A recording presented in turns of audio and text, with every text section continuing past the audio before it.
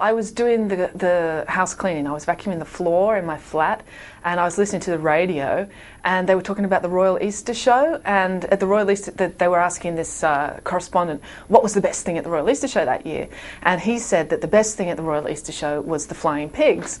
And I was vacuuming, so I couldn't hear everything they were saying. So the words "flying pig" went around in my head, and I imagined, the big arena, and there would be a cannon and fireworks and a huge, like, half-ton sow being blasted out of a cannon across the big arena as part of the big nighttime show.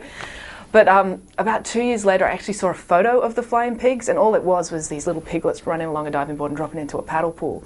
But at that stage, it was too late. Like, the idea was in my head, and it was much cooler than the reality, and so that was the genesis of the Nanny Piggins idea.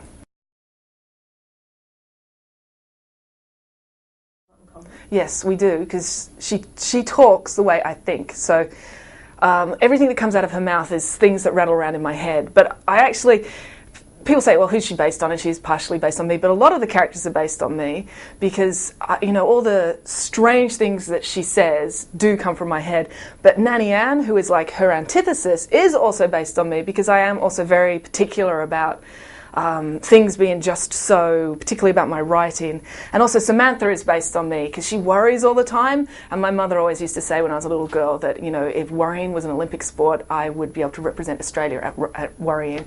So yeah, a lot of the characters are based on me, though not Mr. Green because he's evil.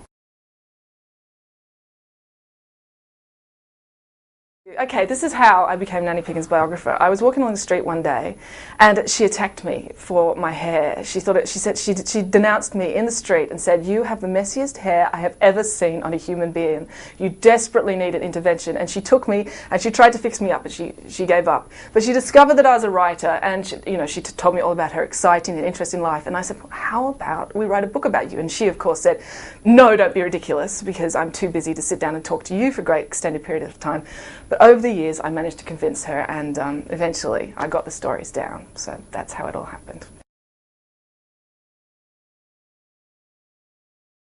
We agree on just about nothing, and she denounces me and stomps on my feet and storms off all the time. So we do have to talk a lot on the phone because she's very busy.